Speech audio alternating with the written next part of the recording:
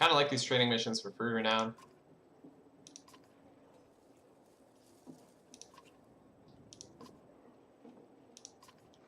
Alright. And let's hit the road.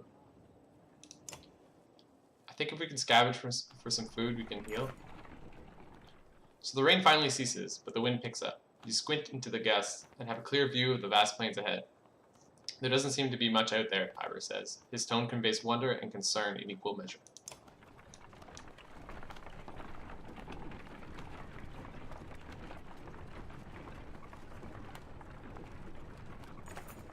The ground shakes again, enough to cause the yaks to strain at their leads in panic. Out here in the plains, with nothing but open sky above, you feel remarkably vulnerable. Only a few trees around and no mountains, Hakon says in a wry tone. Looks like we only have to worry about the ground opening up beneath us. He shrugs at the look you gave him. So we're gonna rest before we hit town. Because everyone's super injured. Well, at least rest for 2 days to get Nid back up. Ivor doesn't really matter. Aleo probably won't see battle.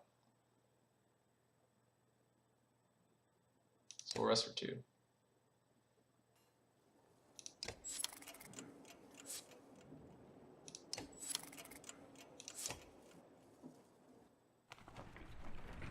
Grundar almost looks forgotten by the rest of the world. Maybe those who live here have forgotten the rest of us too. In a field just outside of Grundar, Caravan spots several creatures you assumed were Nid. I don't believe it. Are those? 2 Horseborn hold simple bronze weapons and stand guard over a few others who look wounded, unable to rise. The size of the caravan makes them nervous. I have to get a closer look. Me too. The 2 of you advance 100 yards, showing every sign of respect and peace. A number of clansmen push closer as well. The male Horseborn stomps a hoof repeatedly, the female tail whipping, brandishing a javelin. Damn, the caravan is scaring them.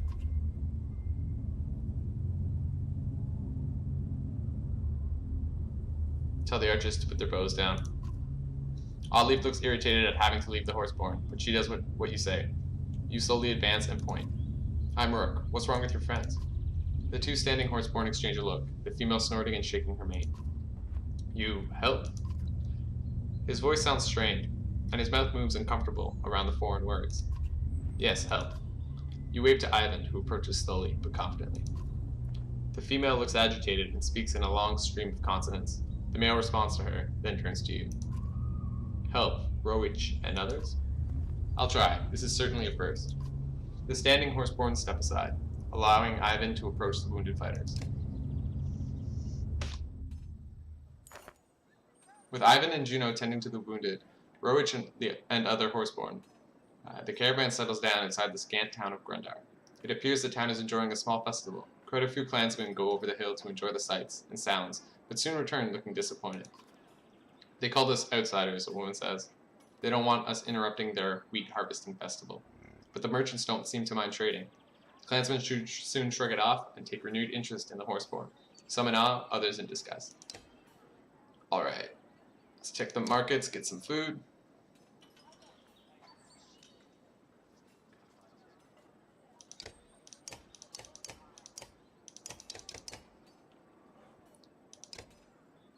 Nine days of food. Let's go all the way up to 10.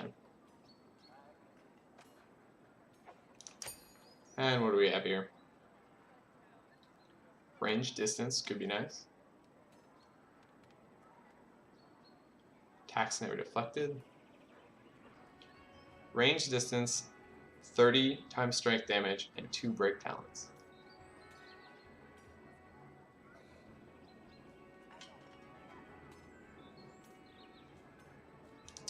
So let's take a look at Nid here. What level is she at? She's level 7. She could be a higher level easily. And she's using plus 20% strength.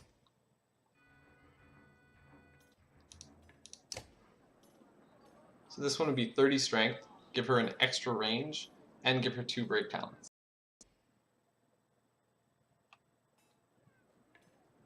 Alright, let's see what Rowich has to say. Think. You glance at Ubin, who snorts and smiles. Skahatch is thanking you for helping his friends, Roach.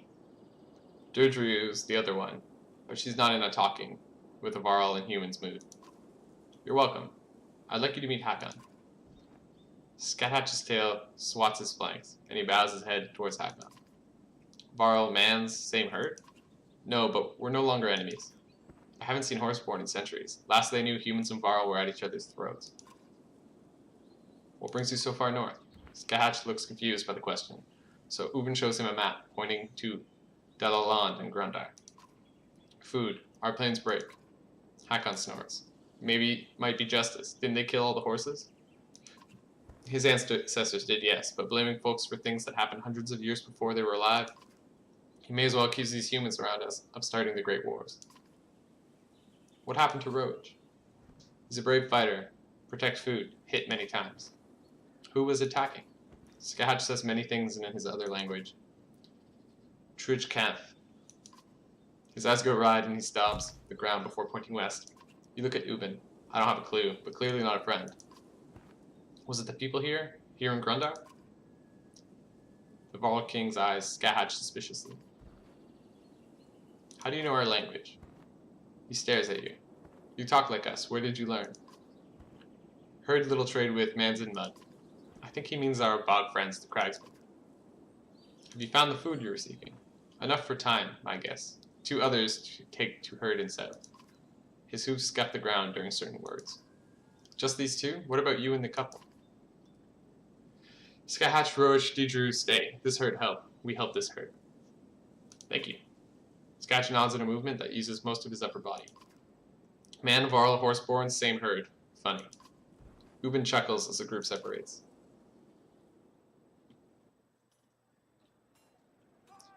Okay.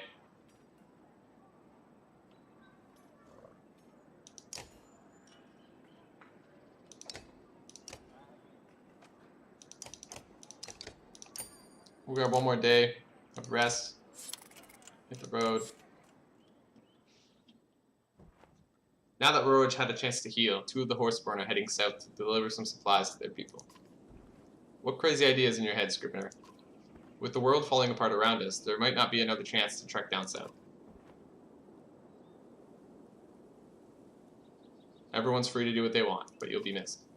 Remember that when it comes to dealing with Ruga as well. If he wants to depart, by the gods, let him. You taking your hired muscle with you? I'd feel better if Gunnulf stayed with all of you. That blade of his is sure to attract the wrong kind of attention. Wrong attention might find you anyway. Then who will protect you? I'm old, not an idiot. I've learned a few tricks to keep my head on my shoulders. The younger Varl shrugs and walks off to find food. Then be safe, Ubin, and join us again if you can. You know where we're going. Don't worry about me, just make sure you're alive to see this thing through to Arborane. Farewell. Scrivener says a few more goodbyes before departing with the Horseborn.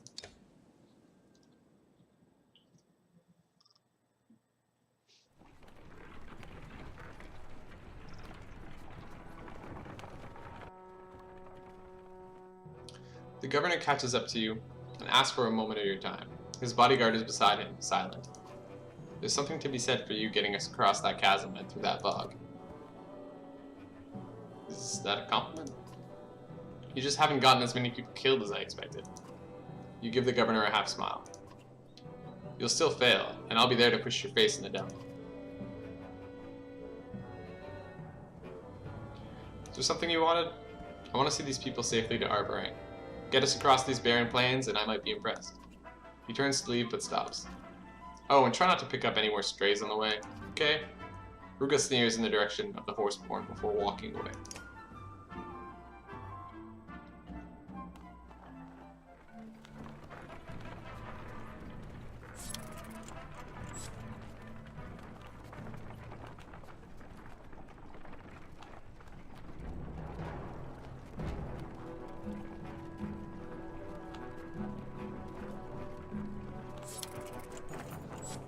A group of 24 humans, thin and dirty, step off the rough path to let the caravan pass.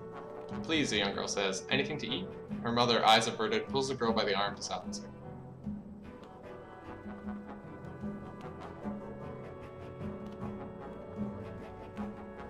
You can join us if you'd like. Worried glances are exchanged among the group until a man says, "Better than us starving out here on our own." They all tend to agree and thank you, joining the rear of the caravan.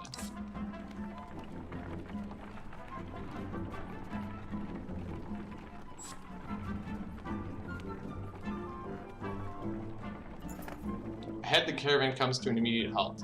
That's the second fallen shoe this bloody beast has thrown in a day, the ox tender curses. It will take some time to see to the ox, so you call for camp. While most of the clansmen sleep or lose themselves in drink, Juno requests a moment to speak with you alone. You are holding things together remarkably well. You sound surprised.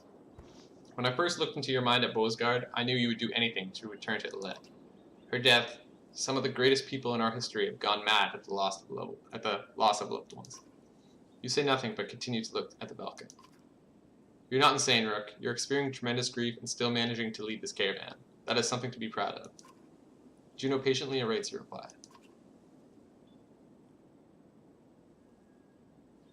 Why is the caravan important? This journey is forging them into what the future will require. The era of peace is over, and one of survival has begun. Our burrowing may be the best shelter for the coming storm, but the people there are soft, too dependent on a society that no longer exists. Because of the dredge? Partially, but mostly because of a coming darkness that is pushing the dredge. You've mentioned this darkness, but I don't see it. You've seen the signs of its coming, dredge in numbers, the land breaking apart. It is a force unlike any other. I wish I could say more, but even the Mender Council is ignorant of this. What is your part in all of this? The Valka grows silent, looking down for a long moment before answering. My role has many names. Instigator, catalyst, mistake.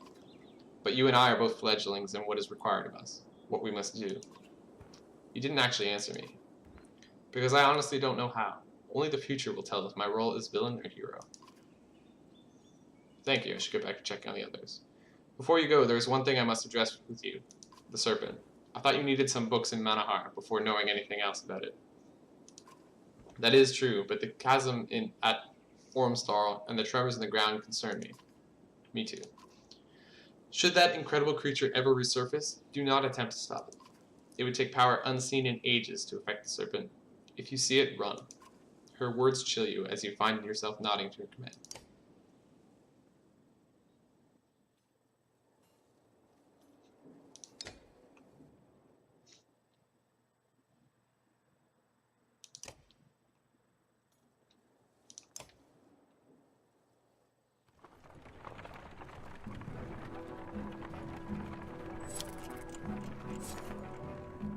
A scout runs up to you. There's a woman tied to a tree up ahead. Got 4 guards watching her. The strange news draws a deal of attention from the caravan. The bound woman is ranting and spitting at the 4 guards when you arrive and ask, "What's going on here?" "This here's a witch," one guard says, "plaguing our clan, making everyone really sick. But we caught her and brought her way out here. The others not. She's to be tied here for 5 days without food or water. Then cut loose. Been 3 days so far. But she'll die on her own after that long, with nothing to eat or drink." "That's not on us," the guard responds. "But if you want to set her free, we'd be bigger fools than you to get in your way. You consider what to do."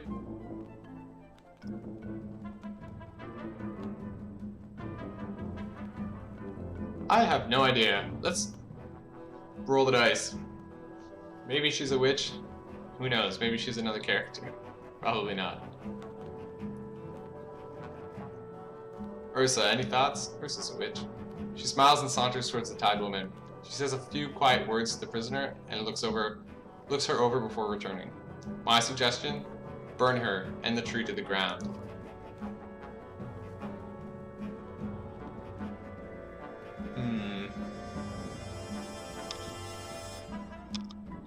I kinda just want to see what happens if she joins. Let her go and she can join us. The guard looks shocked. "We're not getting near her," he says, and the 4 of them run off in different directions. You cut the woman free and she slumps to the ground weak. A few others help you get her into a cart and give her some water. She smiles at you once before falling asleep.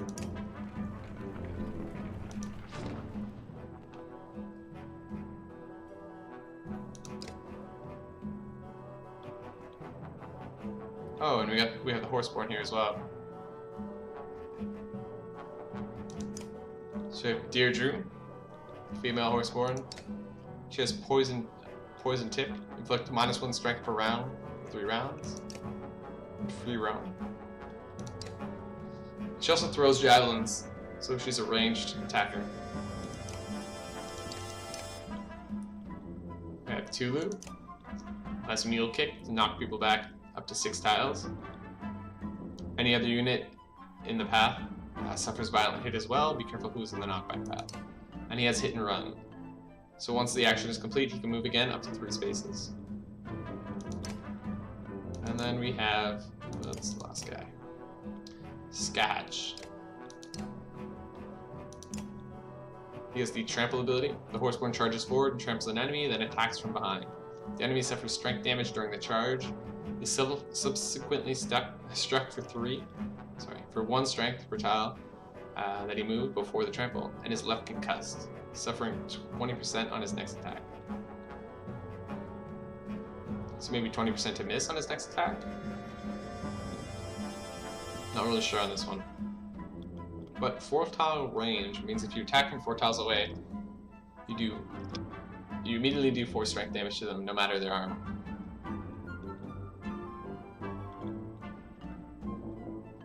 Cool. We'll give that a shot. He's super strong and has a lot of break.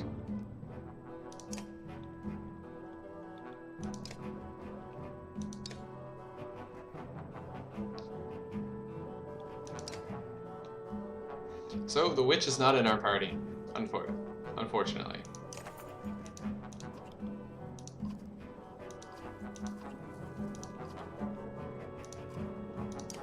Alright.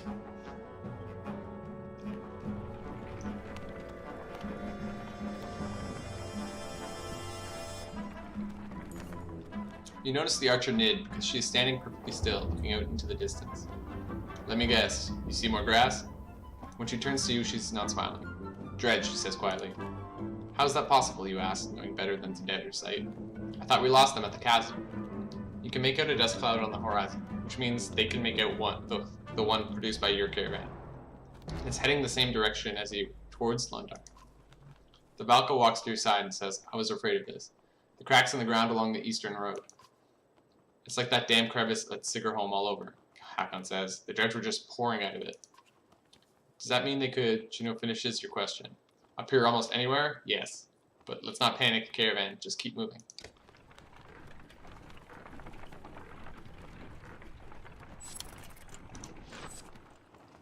Alright, let's get our morale up. Rest of the day.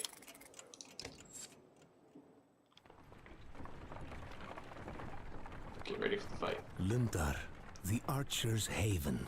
Home to the finest Fletchers in the world, though it appears beset with war.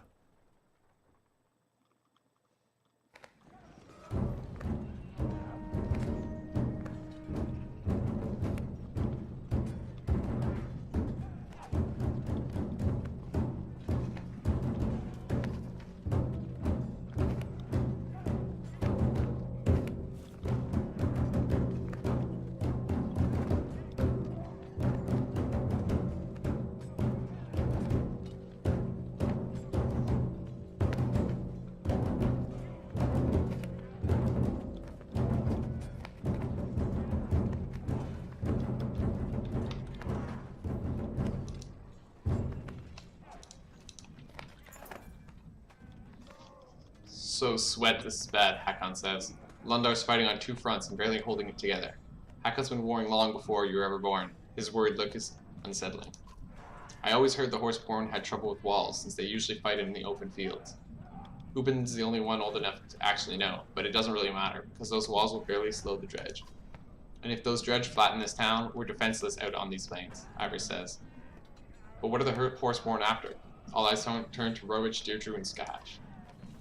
The 3 Horseborn in your caravan are pointing and talking excitedly in their own language. Deirdre nods towards Rowich, tossing her head and baring her teeth. You are surprised by the look of savage fury on their faces as the couple takes off without warning, charging the attacking Horseborn. While Skahatch remains behind, he clearly wants to join them, but he awaits your decision.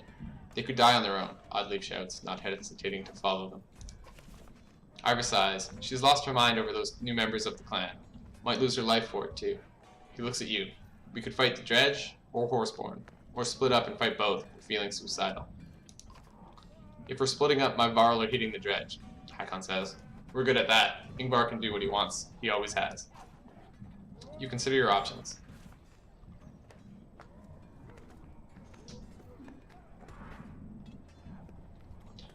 Skyhatch, why did they take off like that? Skyhatch bites his lips and flips his mane left and right. Return fight. He is either nervous and hiding something or cannot find the right words. Hakon spits. We don't have time to figure out. His stomps and tail whipping.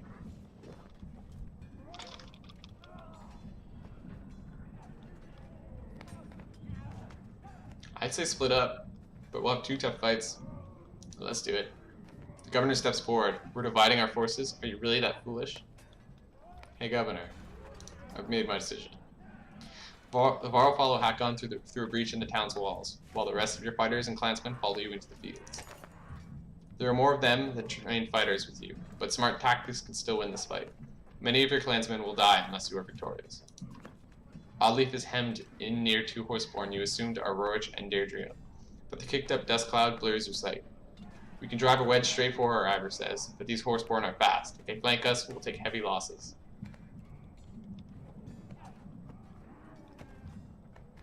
Shield wall, advance slowly and keep them from flanking us. Exactly how I would do it, Rugga says. No sense in risking everyone for a few who are foolish enough to blindly enter this fight. What does he say if I choose the other option? We have to save Oddleaf and the others. You'd risk us all for that woman and those 2 mindless beasts?